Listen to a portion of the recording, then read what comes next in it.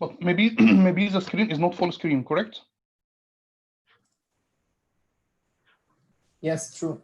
Yeah, but I don't know how can I fix it, in fact, because my screen here, it's this ultra wide screen. So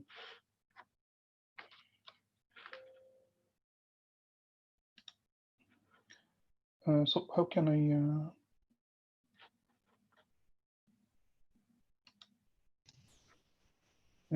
don't know. Screen now. Yeah, you can see the screen, but it's much better, right? Yes. Yeah, it's bigger, but the slides are still like shown to the left, but it's okay. I think now Yeah, but it's working. I don't know how to share the application itself instead of sharing. So this one here, we should share application, correct?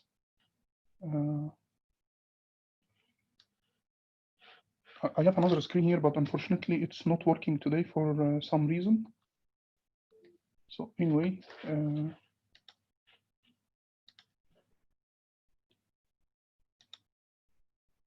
because I won't make it. Okay, maybe it's no signal. So strange because I don't have a signal. Okay, so maybe after the break we can try to fix it one more time, but we can start now. So multi-class classification. In multi-class classification, in fact, the idea here is to try to build a model, one model for each class. So here we have number of classes, right? And we need to build one model for each class. We did it last time with 3 classes, and from those 3 classes we got 3 models, as you can see here. So I mean, it's a binary classification problem. I mean, we have 2 features, x1 and x2. We have 3 classes, but we will have a classifier, logistic regression model, which will deal with each class as one class, and the rest will be the rest. We call it one versus rest strategy or approach. So in this case here, for example, for the green one here, we deal with it as a class, and the rest will be just the rest. So it will be converted into binary classification problem. For the red one, of course, we will do the same. We will try to find a decision line using this model to classify the red class as one and the rest as the rest. So we call it OVR, or one versus rest. We had here just last time, we plotting the data, loading the data. We just need here to, where is the model? So when you select logistic regression, you can specify, in fact, do you see here? So you can specify that it's multi-classification. So in this case, for sure, you will get better results. So I did this make plups one more time, but in this time using 4 classes. So I just generated 4 classes, and here standard deviation will be 1.2. So in this case, you can select. I mean, those make plub data sets. It's a toy data sets, in fact, or artificial data sets. You can generate any data set with some specification to test your algorithm. So here, for example, I just selected 4 clusters or 4 centers with standard deviation 1.2. So finally, we have 4 classes, right? So you can control the overlap. Excuse me? Yes. Could you please increase the size of the slide? It's like very little. It's so difficult to see. Yeah. Okay. So we will stop and try to fix it. Because I have a problem here. I have one screen which cannot connect to the computer. So maybe I can. Okay. So I will disconnect this big screen.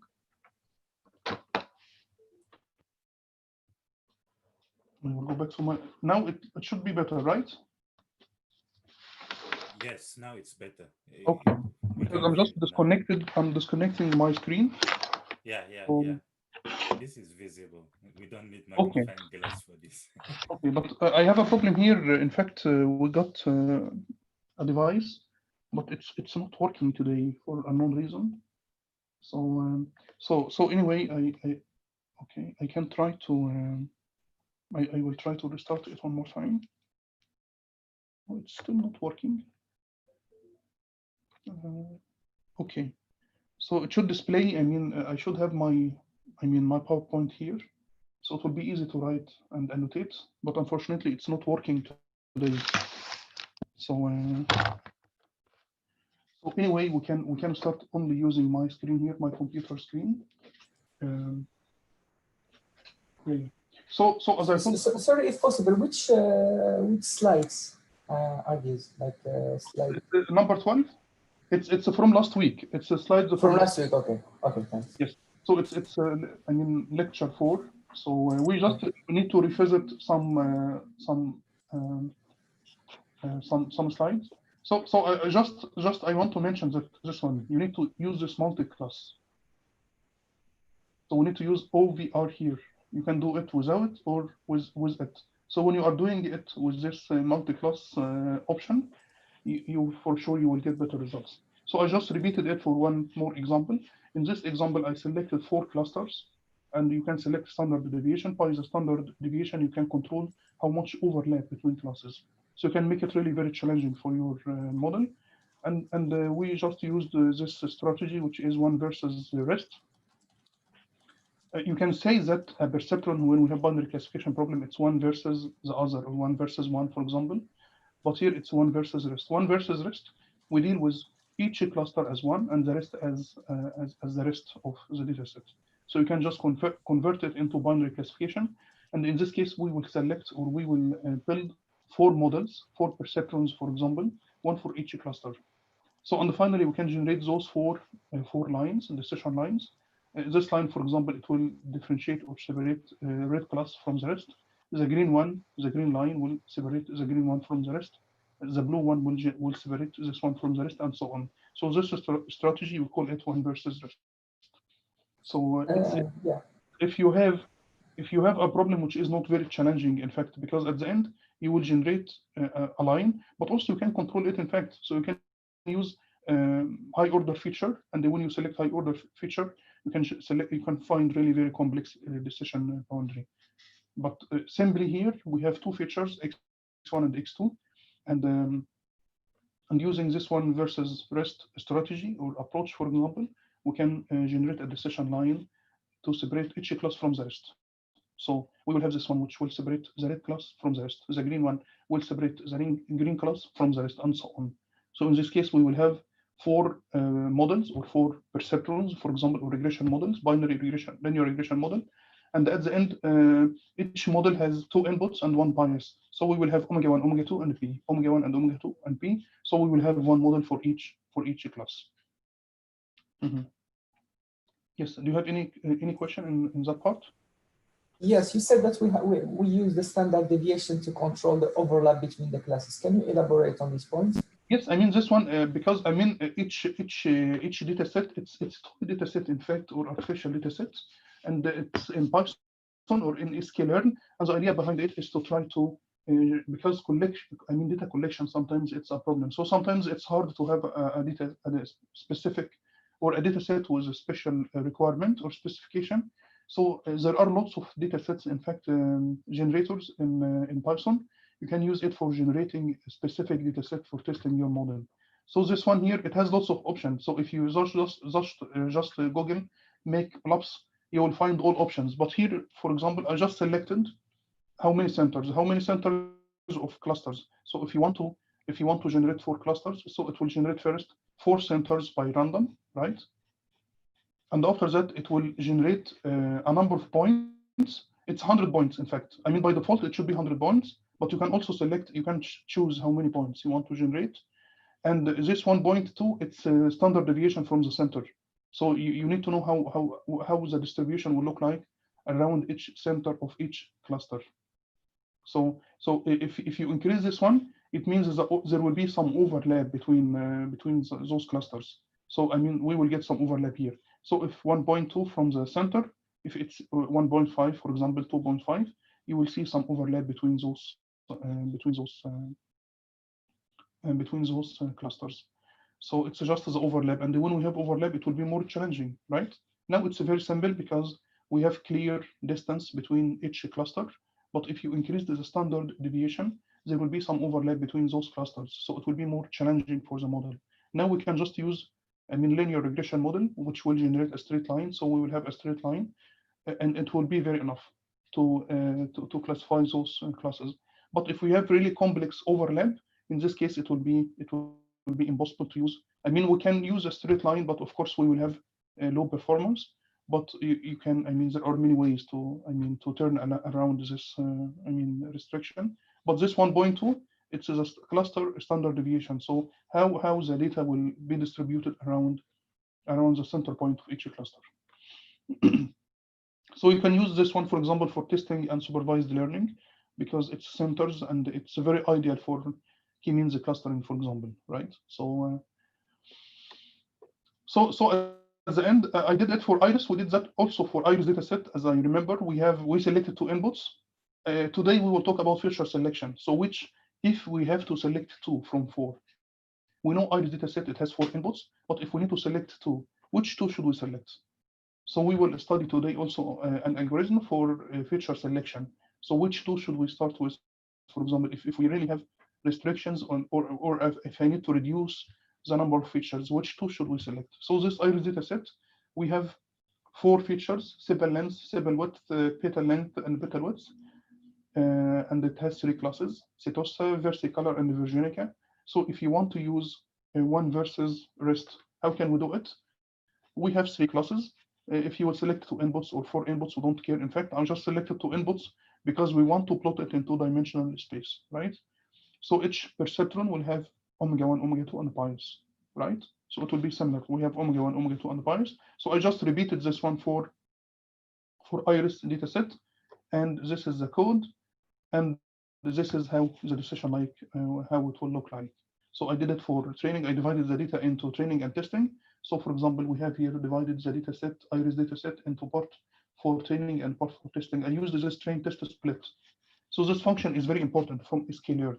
So from sklearn model selection, you need to use train test split. Train test split, it will divide my dataset into 2 sections, one for training and one for testing. And we have here test size. You can select test size or train size, in fact. So I'm choosing here test size equal 0.3, which means the training size will be 0.7, which means 70% of the data will be used for training and 30% will be used for testing. And remember, we have here this issue, this option, stratify. I mean, stratify equal y. So in this case, it will generate, balanced data set. So all clusters are equally represented. So when we use stratify here equal y, so do you see how many? Because we have 3 clusters, we have 50 points for each cluster. In fact, because the total size of my data set, it's 150 points.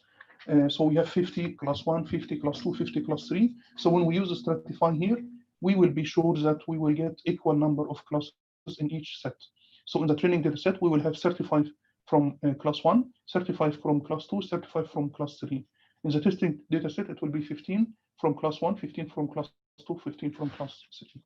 So this option here, it's very, very important because it will help us to get, balanced data set as much as possible.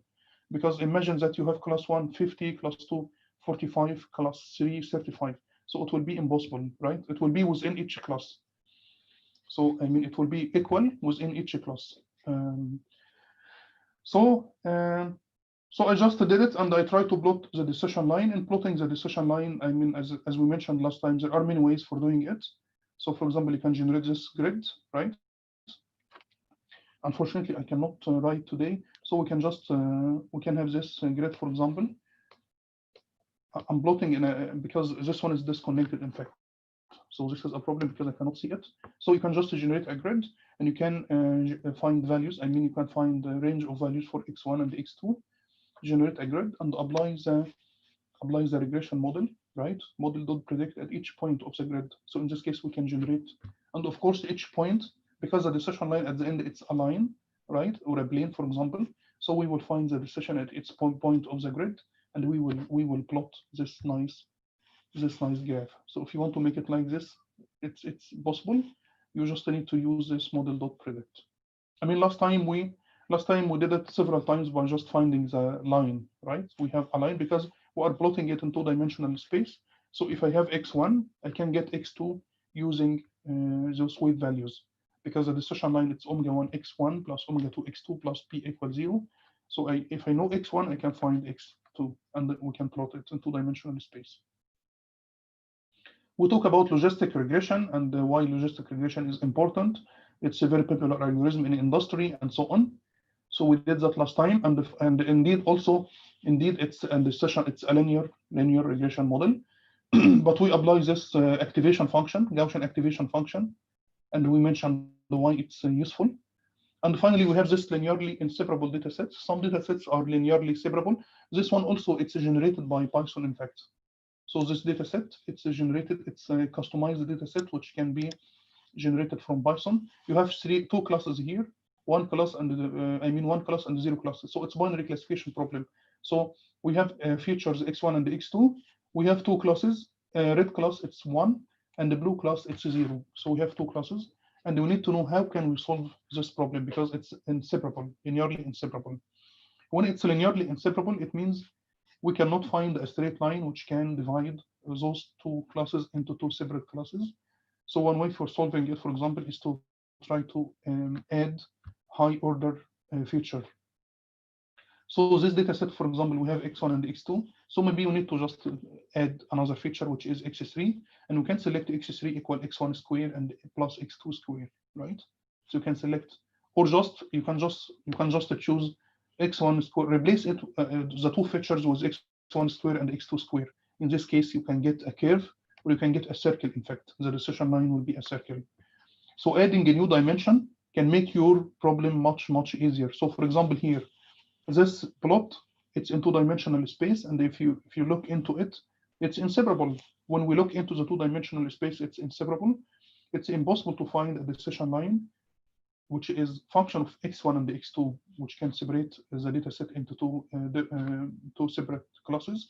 But if we can use, for example, x1, x2, and x3, for example, where x3 equal x1 square and x2 square, if you can plot it into three-dimensional space, in this case, it looks like separable, right? So in this case, we can just generate a plane, and this plane will be used for classifying it. So finally, I used a logistic regression model using x1, x2, and x3, where x3 equal x1 square plus x2 square, and we can generate this plane. So this one can be used now for generating. Remember, logistic regression, it's like a perceptron. So it's just one unit. It's one neuron with some number of inputs and Gaussian activation function. So it's a very simple one, and we can use this simple. You can use a perceptron, right? You can use a perceptron with hard limb function for also solving this problem. But in this case, you must introduce a new feature, and this new feature, it should be a combination of the other features. How can we select it? This is the complex part. So this problem, because we can plot it, we can find out that okay, x3 should be x1 square plus x2 square, because this one will be a matrix, will be a circle. So it will help us to find a decision line. So I just solved this problem, and I don't remember this iris classification problem. Yeah. But also, and we'll talk about, confusion matrix. Did we talk about confusion matrix last time? The confusion matrix, it's a table which is used for, describing the performance. So I'm using a small screen now. So, okay. Do you want to say something? Okay. So the confusion matrix, it's a way for just describing the performance of any classifier. So when you are building a classifier, for example, it's very important to plot or to display, calculate the confusion matrix and try to, in your result part. So if you are writing a paper, for example, so it's very important to get the confusion of your classifier. So the confusion matrix, it's it's a very simple one. We have actual classes and we have predicted classes, and we need to know how many of the classes are correctly classified and how many are wrongly classified, right? So we have two diagonal. In this diagonal, for example, the true positive and the true negative, this is the one which we need to maximize. And in the true positive, it's a number of positive classes which has been classified as positive. A true negative, it's a number of negative classes which has been classified as negative, right? This one here, it's false positive. False positive means it's a negative, but it's classified as positive. So in this case, we can say it's false positive because it's originally negative, but it's wrongly classified as positive. And the false negative, it's positive, but it's misclassified as negative. So we call this one type 1 error and the type 2 error. And type 1 error and type 2 errors are very important. If you are building a system for a hospital, for example, or medical domain, it's important to find the type 1 error and the type 2 error because those two numbers are very important. Imagine you have a patient and this patient has coronavirus, for example, and you made a test for him. So some of those patients, they are positive and they are correctly classified as positive. So this one is okay. Some of them are negative and they are correctly classified as negative. So in this case, we need to maximize the true positive and the true negative. Because the accuracy, do you see the accuracy here? It will be true positive plus true negative divided by the total number of cases. So true positive plus true negative divided by true positive, true negative, false positive, false negative. So this is the accuracy. So the accuracy, it's the number of correctly classified cases, for example. So it is a true positive plus true negative divided by all number of cases. So we need to maximize this one. So when this one, it's 95%. When this one is 98%, we need to increase it. So if you want to increase it, you need to increase all numbers across this diagonal, right? And if you want to increase numbers across this diagonal, it means we need to decrease the numbers across the other diagonal, correct? So in the opposite diagonal, we have false negative and false positive. What does it mean, false positive? False positive, you have a patient who is negative corona. He does not have corona, but he has been classified as positive. So this one is okay. Maybe it will harm him a little bit, and it will. We ask him to stay at home for 2 weeks, for example, but it will not harm anyone because he is negative. But our system, wrongly classified him as positive. So we call it wrong positive, right? It has consequences. For example, maybe he was supposed to travel, for example, and he cannot travel now because he has been classified as positive. So he is false positive. But maybe also he will feel some depression because he needs to stay at home. He will feel depression because he doesn't have corona, but he feels that he is positive, right? But but originally he is negative, right? So maybe he will stay at home. He will take some medication. We will not allow him to travel. We will not allow him to go to school, for example, or to go to work, for example, for some time. So, but it will not harm anyone, right? It will not harm anyone. He will take some medications, some vitamins, but it's not a problem at all, correct? So type 1 error, it's okay. We can survive with type 1 error. But the one which is killing really, it's a type 2 error. Type 2 error, he is positive, but he is misclassified as negative. So he has corona, but when he did the test, for example, we just told him, no, you are negative. You are negative. So he will go to on board flying.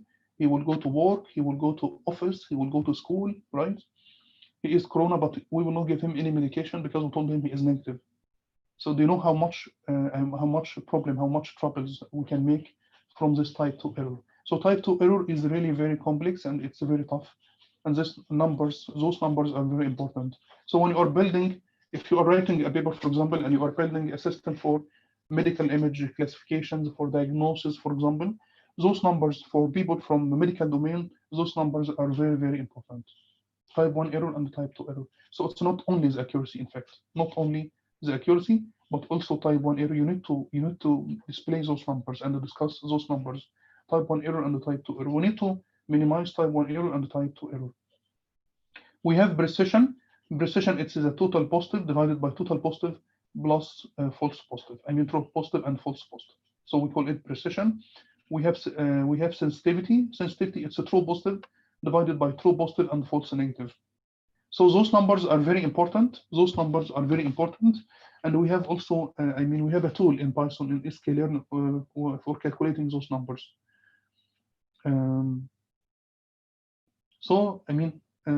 True positive rate, false positive rate, precision, and recall. Yes. So this is an example, and in this example, it's a binary classification problem for medical testing to determine if a patient has a certain disease or not. For example, it's a tumor diagnosis, for example. And in this case, we have two possible cases or two possible classes. It's yes and no, right? So it's yes and no. So you have maybe blood analysis. You have MRI scan, for example. You have lots of data, and you are feeding those data to your model. and this the model should just say yes and no, for example. So we have 165 in total, and the actual no, it's 60, actual negative, it's 60, and actual positive, it's 105. And for our model, so the model can predict 55 as positive and 110 as negative. So from this one, we can find true, positive, true, negative, right? So this one, it's a true, true, negative, right? This one, true, negative. This one, true, positive, correct? True, negative, true, positive. This one, it's false, negative, false, positive. So from those numbers, we can judge the accuracy of our model, and we can find the type 1 error and the type 2 error, and yes. For iris dataset, I mean, we have this nice we have this function in, I mean, in sklearn. I mean, if you want to do it in sklearn. So unfortunately, it's not here. Okay, but it's in the example. So if you will go to the example, we can find it.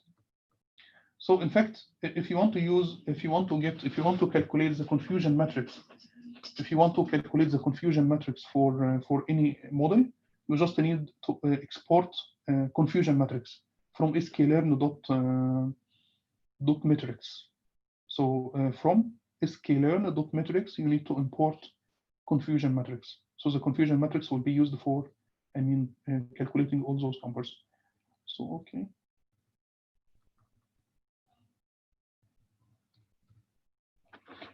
Today I have a problem in my computer. We need to fix this. Yes. Sorry.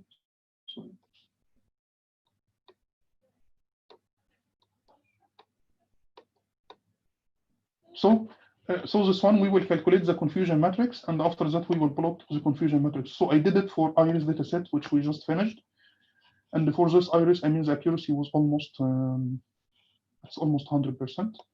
So this one will be true, negative, right? True, positive. This one it's false, negative. This one false, positive. So you have this logistic regression implementation. Logistic regression implementation. I just implemented it by myself, and I try to calculate the confusion matrix for the model. So we have this command here. You see? So you have this command. It's called the confusion matrix, and the input to this one it's the actual classes. Classes and the predicted classes. So we have y and y predict to calculate the confusion matrix, and this one for just plotting it. So how can we get the confusion matrix? You can import it from sklearn.metrics. You can import it from sklearn.metrics, and you can calculate confusion matrix. You can calculate also recall, precision. It has all those numbers. You can get those numbers in just one line. So far we have been talking about this single layer neural network, and in this single layer neural network we have only one unit, one perceptron, and this perceptron, it has number of inputs. We have an activation function. Maybe we have at the end, if it is adaptive linear unit, we have this one for unit step function. This unit step function, it's for just making decisions. So we will calculate net equal omega x plus bias, right? Omega x. And after that, we will apply it to the activation function, and the output from the activation function, we will use it because the number here will be number between 0 and 1. So the output from the regression model, from the Gaussian function, it will be probability. In fact, it will be a number between 0 and 1, and we need to have a hypothesis because we need to classify it into yes and no, for example. So in this case, we need to use unit step function here or a threshold function here. So for example, I mean, values greater than or equal 0.5 will be classified as 1, otherwise it will be 0. So if it is adaptive linear unit or logistic regression classifier. So this is the logistic regression classifier. It's the same as a perceptron. I mean, in the perceptron, this part will be the same.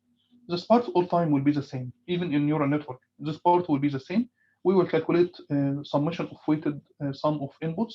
So it will be omega 0 times 1 plus omega 1 times omega x1 plus omega 2 times x2 and so on. We call it net. And after that, we will apply this value to the activation function. From the activation function, we will have a probability. We need to have a hypothesis here. So maybe the hypothesis, all probabilities greater than 0.5, it will be classified as 1, otherwise it will be classified as 0. So this one is used for binary classification. We need to remember this binary classification. If you have multi-class classification problem, so in this case we need to use several models from this one. This one versus rest. One versus rest. It's mean we are creating one for each class. So this one, it will deal with one class as 1 and the rest as 0, right? Do you remember the problem where we used this make blobs? Make blobs, we generate one for the red class, one for the blue, one for magenta, and so on. How this one work? We just generate a model for each class, and it will deal with this class as 1 and the rest as 0. And we call it one versus rest. This one, we have a cost function. So the cost function, it's this, summation of squared error. And the error, it's the difference between the actual class and the predicted one, correct? And it's a convex error function. And we update the weights, omega equal omega plus delta omega. So the task here, how can we calculate delta omega? We just use gradient descent. So it will be minus constant multiplied by partial by the gradient. So it's minus learning rate multiplied by the gradient. So it's minus eta multiplied by partial j by partial omega. So the idea is to find the partial j by partial omega. Partial j, this one, y, it's constant. So partial j by partial omega, so it will be 2 times half y minus phi, correct? Multiplied by partial y, it's 0. Partial minus phi, we will have minus again, minus times negative times negative, it will be plus, correct? And partial phi by partial omega, it will be x, correct? Because phi here, or net, it's omega times x, right? The output here, it's just omega times x, right? Yeah, if it is linear regression model, if it is a linear regression model, if it is Gaussian, it will be something else. Yeah, it will be y times y minus phi. Yes. Yes. Please, if you have any, I'm using very small screen, so if you have any questions, just use your mic. Yes, Ibrahim, actually I have just some confusion, but I think it's about the terminology. So when we are referring, for example, to this perceptron or neuron or units, but we are actually speaking about the feed-forward neural network. So this is what we refer to, the feed-forward. Yes, we are not yet in feed-forward neural network. When it's a neural network, it's a network of neurons. So now we are working with a single neuron, in fact, so far, which is only this one. So this one, it's just a single neuron. We just are working, so far we are working with a single unit, but not with, but the next slide will be feed-forward neural network, right? Okay. Yeah, so yeah.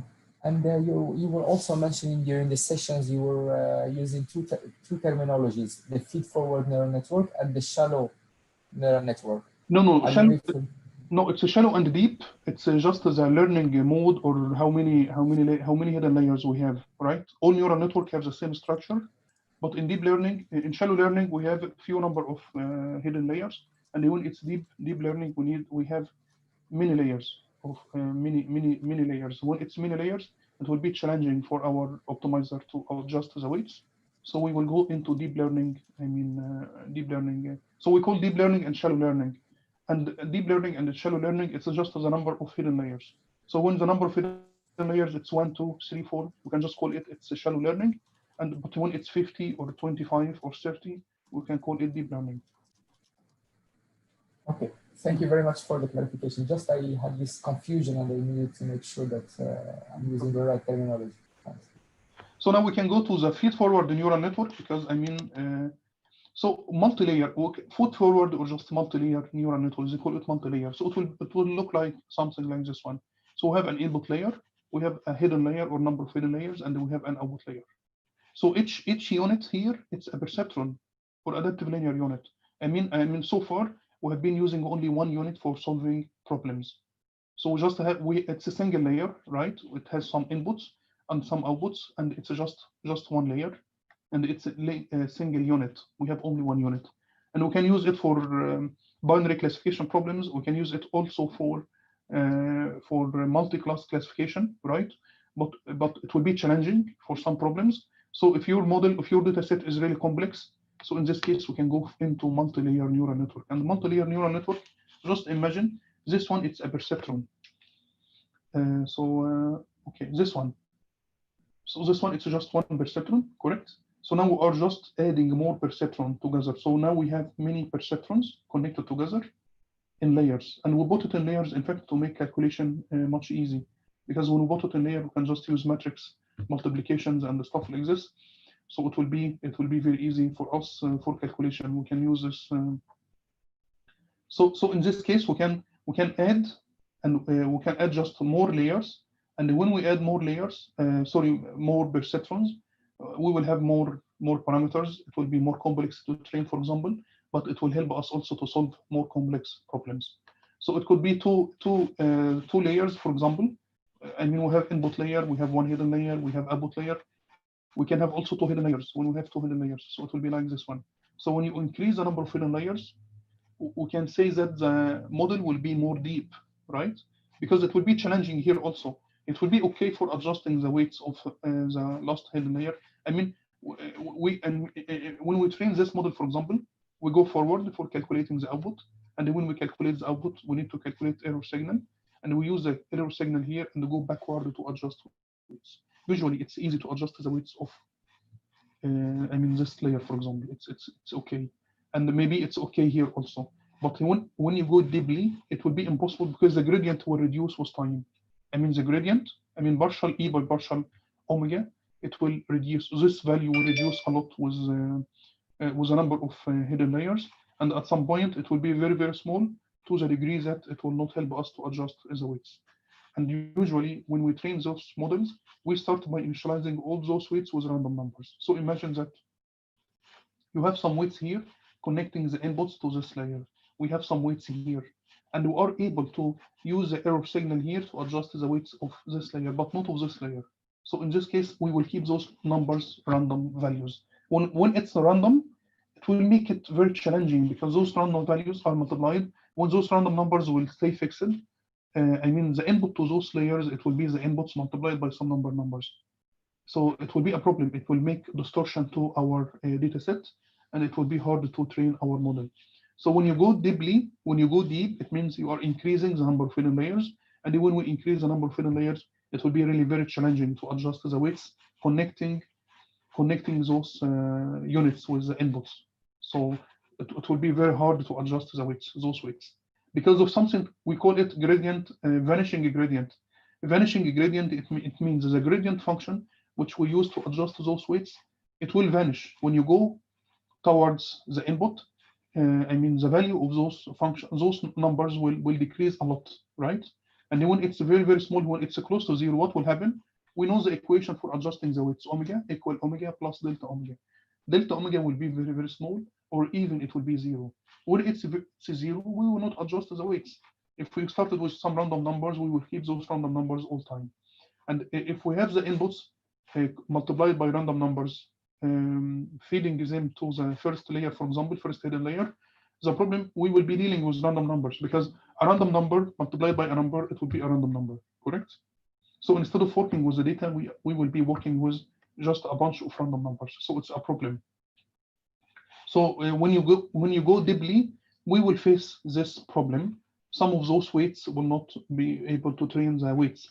If we started with some random values, we will keep those random values all time because the gradient is vanished, because the gradient is very small. It's almost close to zero.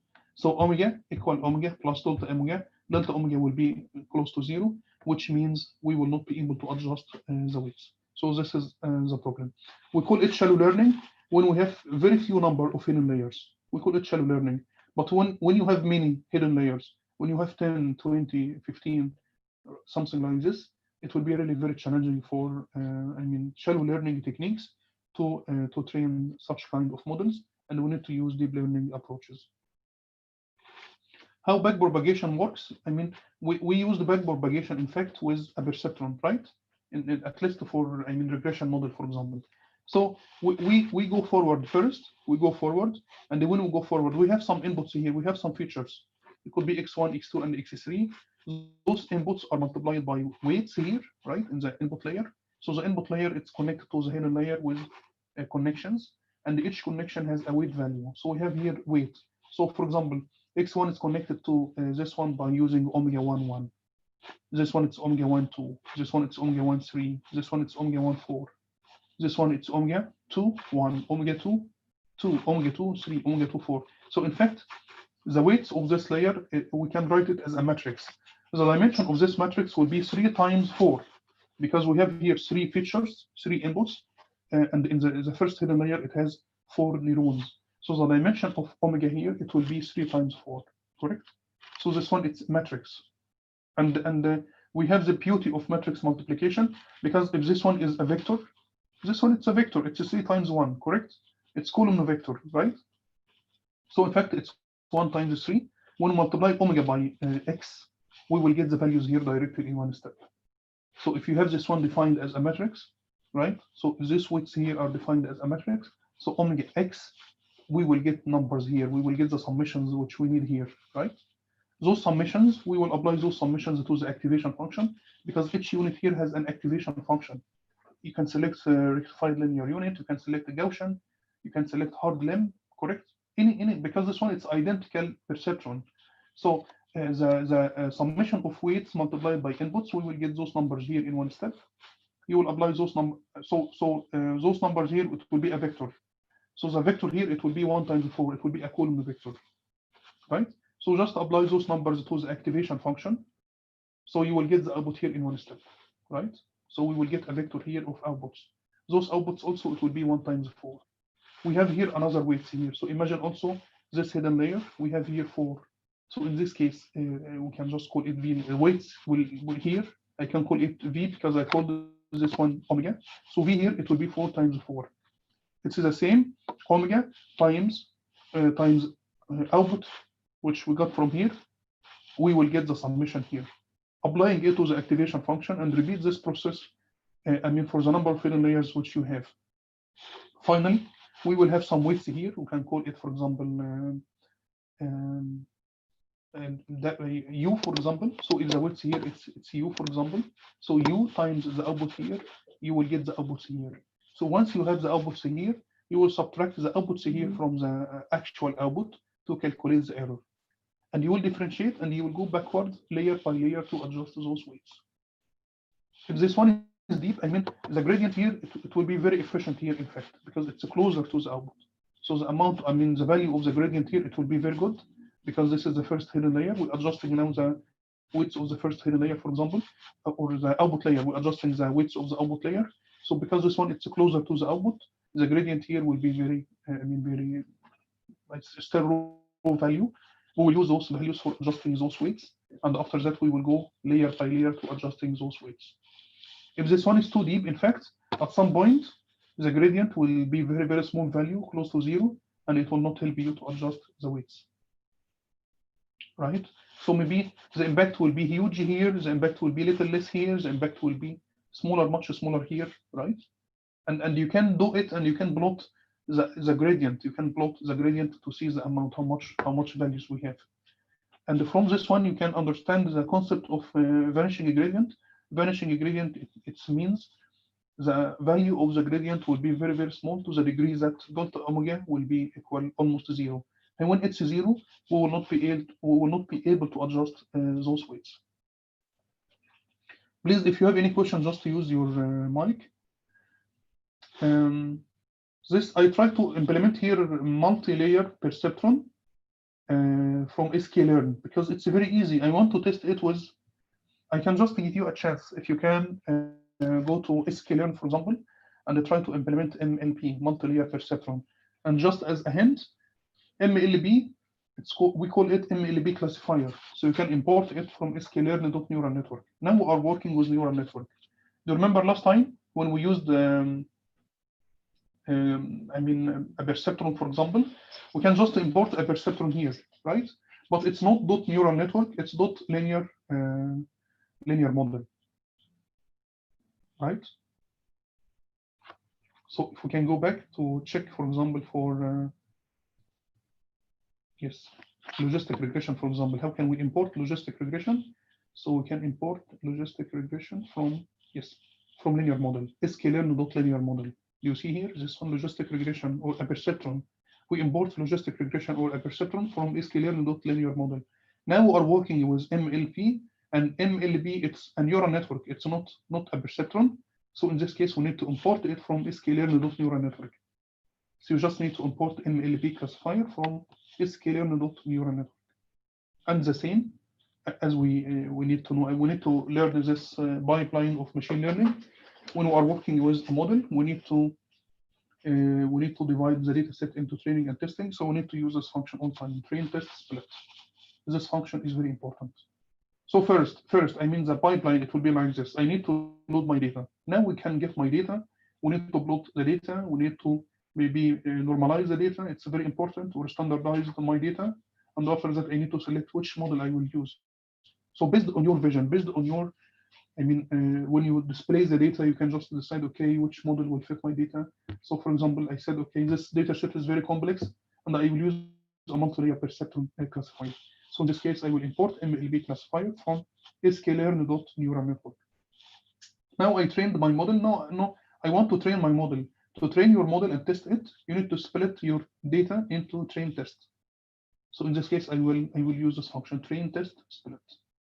We import it from sklearn model selection. And after training your model, I want to evaluate the performance of my model. So in this case, we need to use confusion matrix. So from sklearn.metrics, we need to import confusion matrix. You need to import confusion matrix. Maybe you need to import recall, score, precision score, correct? So we need to import those functions to test the accuracy and the performance of your model. So now we are loading our data set and splitting it, right? And I use the stratify here. You remember? You see, I use the stratify. It's very important. You can use bin count to know how many classes are represented in each set, for example. The test size here, I used it 0.2. So 0.2 means 20% will be used for testing, which means 80% will be used for training. And this function, in fact, when you use train test split, this function will automatically shuffle your data set. So you don't need to shuffle it. Because what we're using was Iris dataset. And if you can see, if you can remember, Iris dataset is 50. The first 50 classes for class 1, the second 50 for class 2, the last 50 it's for class 3. So it's not shuffled. So when you use train test split, this one will automatically shuffle your dataset. It's very, very important to shuffle it. Otherwise, it will be divided. It will be biased, right? It will be biased. So this function, it has this nice advantage of shuffling your dataset automatically. After that, I got my MLB classifier. You see here. So I got MLB classifier. You need to select. You have lots of options. In fact, here the solver, which solver you will use. I just selected SGD. It's a stochastic gradient descent. This random state. This is the number of hidden layers. The size of the hidden layer. So I select one hidden layer with 5 units because I know that this model has 3 inputs, has 4 inputs, in fact. This Iris dataset has 4 inputs, but I don't know. Maybe I have been selecting only 2 features to display it in 2-dimensional space. No, I didn't. So I used the 4 inputs. We use the 4 inputs. So in this case, you need to select the hidden layer size. What is the size of your hidden layers? So in this case, I just use the one scalar here, 5. When it's only 5, for example, it means you have only one hidden layer, which has 5 neurons. This is the maximum number of iterations. You can specify. You can just Google it, for example, MLB classifier sklearn. You will find all options here which you can change. There are some default. So by default, I can just remove all those, and they can just go by default. So, but here I just selecting those. Fitting your model. So I just MLB equal MLB classifier, MLB fit X train Y train. I need to test it for my test. So Y predict will be MLB predict, but in this case X test, right? It will be X test. You can calculate number of cases which are misclassified, this line. So some Y test not equal to Y predict. So this one will calculate the percentage of the number of classes which are misclassified. You can get the confusion matrix. I'm calculating the confusion matrix, right? For Y test and Y predict. and I'm plotting it. So I got it for the training and for testing. For the training, if you can see here, for class, for example, class 0, I have 40, and those 40 are classified as 40 from class 0 and classified as 0. We have 40 in each class, in fact, because it's 20%. So for this class, for example, class number 1, right? We have 40. 37 was classified as 1, and 3 classified as 2. So we have some confusion here in three examples. So I have 3 examples from class 1 classified as 2. This number here. Do you see this number? And for class 2, 40 classified, correctly classified as 40. So we have only a problem in class 1, right? So we have only one problem here in class 1. And for the test data set, 10 0 classified as 0, 10 1 classified as 1, 10 2 classified. So the accuracy it's 100%. In fact, here it's if you want to check the accuracy in the training data set, we have only three cases which are wrongly classified. So it's 40 plus 37 plus 40 divided by the total number of cases, which is 40 times 3. If you want to get the accuracy here. So the accuracy also will be like 97% or something in the training. And in the testing, it's 100%. But if you want to get better results, if you want to play with it, you need to change. Maybe you need to select a different solver, right? You need to increase the number of hidden layers. I can use 2 hidden layers, for example, if my data set is complex, correct? You can increase the number of units in each hidden layer. Maximum number of iterations, you can increase this number because it will be trained for this number and the stop. And I used here stochastic gradient descent, and the stochastic gradient descent, it's the one which used for online learning. So if you got in the future any, I mean in SGD, for example, once we train the model, we don't need to keep the rest of the data set, right? So you can just delete your data set, you can just keep your model, and if you will get some new examples in the future, you can just retrain your model using those few examples. If you will be training your model using SGD, stochastic gradient descent. Yes, so this is for Iris. I want to leave you first to try to try to run this example first, and yeah. Any question, please? Yes. We can take a break now. We can take a break, and we can take, for example, 20 minutes, because I got a feedback that we are using very short breaks. And on those 20 minutes, please try to open this example and try to run it. Try to make some changes. So try to play with this number of hidden layers, for example. Try to select 2, 3 hidden layers. Try to increase those numbers, and try to see what kind of performance we can use. For example, we can get here. For example, I didn't normalize or standardized my features. You need to do this. Maybe you can get better results, right? So here, when I split my data set, I use the X and the Y as it is. So you know the range of X and Y, it's different. So you can normalize or standardize the X, for example, because we didn't do it here, right? And it's also one step which we need to do. Yes. Do you have any question, please? Any questions? You can just open your mic if you have any question. Now it's yes. Can you explain the difference between a perceptron and a neuron? Because you are using these terms quite interchangeably, and it's difficult to understand what's the difference.